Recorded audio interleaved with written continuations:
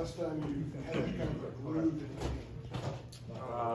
Last time I kind of grew, I can't remember. I mean, I was hurt for about a year, and I had foot surgery, so honestly, I can't remember. But a big thing that Coach Davis always tells us is that practice will lead to play, and I feel like my practice has been leading to what I've been doing on the court and just bringing energy, effort, and toughness.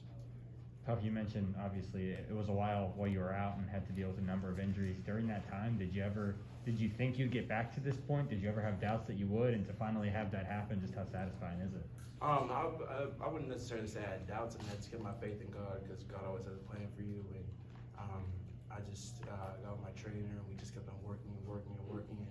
And throughout the injuries, I just knew that always stay a positive attitude. And my brother's real big on that. He always call me and check in and see how I'm doing, just because he knows he's been through the ACC, he's been through injuries. He had 2 hip surgeries, a shoulder surgery, knee surgery. So he's been through a lot of surgery. So my big thing was leaning on him and just getting advice from him on how to stay positive and stay ready.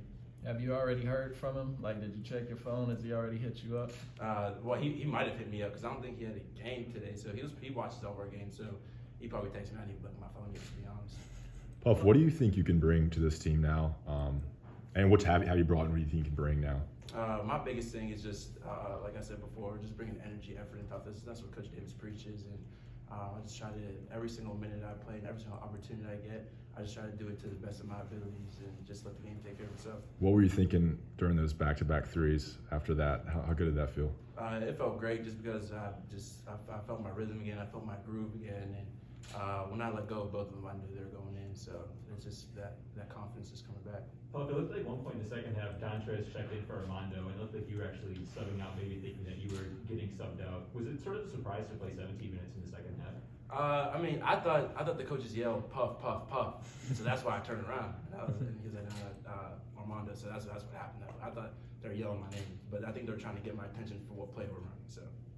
Puff, did anybody say, did Hubert or Mickey or anybody say anything to you before the second half started? Like, look, you're gonna get some extended run here and go after it and get it? For sure, all the coaches are just preaching, stay ready, stay ready. That's been the focal point of this whole season, and for all 18 of us, is just stay ready because you never know when your number's gonna be called. And they told me in the locker room, just stay ready because right now might be your time. So my mentality is just to get out there and just give what I can. Anybody specifically come up to you? Honestly, it was basically the whole team, whole coaching staff, Leaky. I mean, everyone did. So I mean, those are my guys, and I hope Leaky's okay, just because what he brings is a phenomenal basketball player, and what he brings to the court is what a lot of people don't see with defense and passing and ball handling. It's just great having him as a teammate.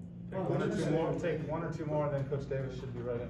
You mentioned staying ready. What's the biggest challenge in having to stay ready when that opportunity may not come?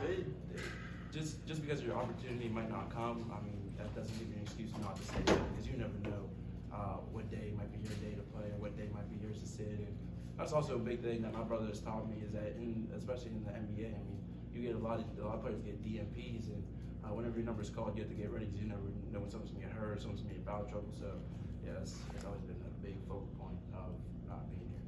Well, given the duration of your injuries, does it take longer than expected to kind of knock off the rust? And if so, was there any frustration in that challenge? Definitely took longer to knock off the rust, just because I knew what I've been capable of and I knew what my abilities are. But other than that, I mean, just giving it 100%. And if it's just like Coach Davis says, in the community, in the classroom, and on the court, and even if it's in the training room, I mean, my goal is always to give it just my best shot at it and see what happens. Puff, you had mentioned that obviously Coach Davis has preached this too, but practice translates into playing time. What were the things you've been trying to do in practice that you think you've done well that have obviously earned you more of an opportunity here in games lately?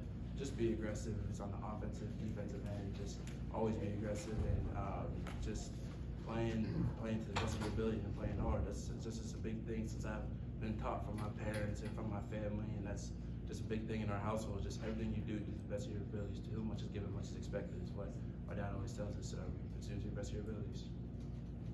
All right, thank you.